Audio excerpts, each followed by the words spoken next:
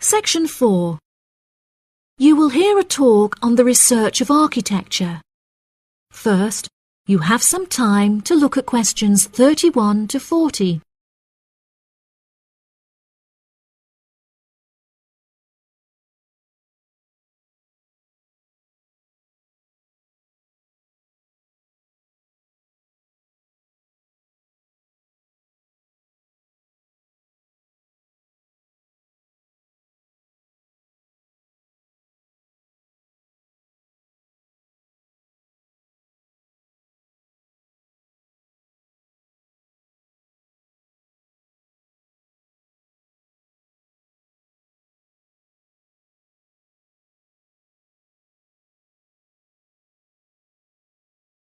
Now listen carefully and answer questions 31 to 40. Welcome, class, to your very first lecture in this series on architecture, conducted by myself, Dr. Torben Dahl. Today we will be looking into the relationship between climate and architecture, where I will be giving you a critical overview of the main climate influences that shape the design of buildings. Throughout this lecture series, we will be looking at the latest research into climatic design carried out by experts in the field, in addition to case studies and examples drawn from modernist practice, both in cities and rural areas. Now, acid rain is one of the climatic elements with the most devastating effects on our architecture. The chemicals in acid rain can cause paint to peel, corrosion of steel structures such as bridges, and erosion of stone statues. Since the 1970s, our government has been making great effort to reduce the release of these chemicals into the atmosphere, with positive results. Private organizations have also been raising awareness and funds, and recently received a huge donation from the bank. It is interesting to look at the studies that have been carried out into the effects of acid rain at varying altitudes. Research has shown that there are lower levels of acid in the damaging pollutants at higher altitudes, meaning that skyscrapers are much less vulnerable to the negative effects, as they are exposed to acid rain with far lower levels of damaging pollutants.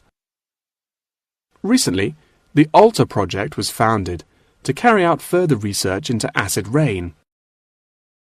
This project is directed towards studying the effects of acid rain on old, traditional buildings of stone construction that are vulnerable to damage caused by acid rain. Masonry is particularly vulnerable as it is easily corroded and weakened by the acidic chemicals. It is imperative that we protect these buildings, as they are valuable examples of our history and culture.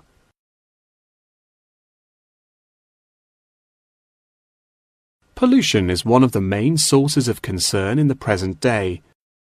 The construction industry contributes considerably as a source of pollution in its day-to-day processes of creating building materials such as concrete and glass. However, more new sustainable methods are being developed to counter this. A recent case study for this is Sky Tower, whose windows have been made from recycled glass to prevent pollution from the glass-making process. Water is the most problematic element to be considered in construction. It is imperative that construction elements, such as the insulation, are fitted into the building in dry weather to prevent it from getting wet. This makes winter an undesirable season for construction, as the heavy rainfall can have adverse effects on the building. Another climate type that has an enormous effect on buildings is humidity.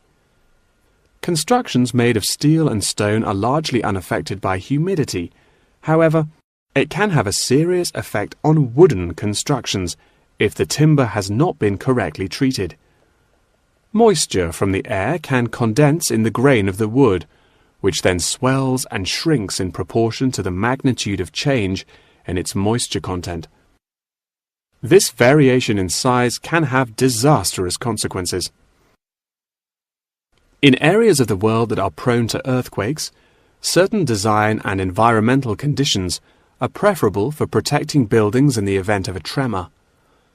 Engineers have come up with numerous building procedures to help minimize shaking in buildings. For example, tall buildings have height restrictions and counterweights, and multi-story buildings have reinforced floors and walls. Ground conditions are a cause for worry in many constructions, as often the soil is of the wrong density to protect the foundations.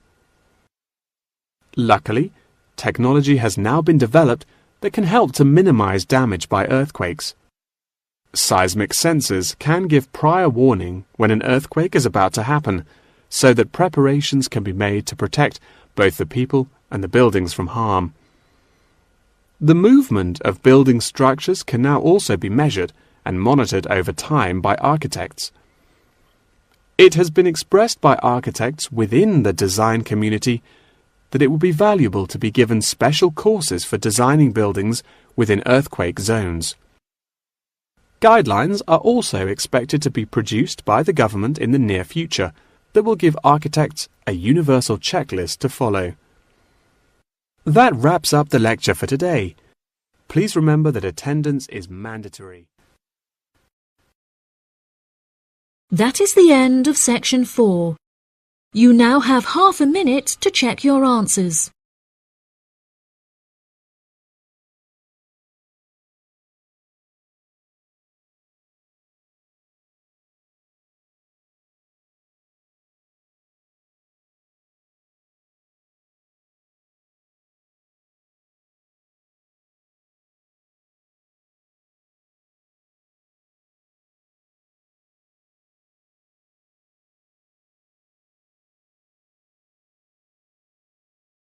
That is the end of the listening test.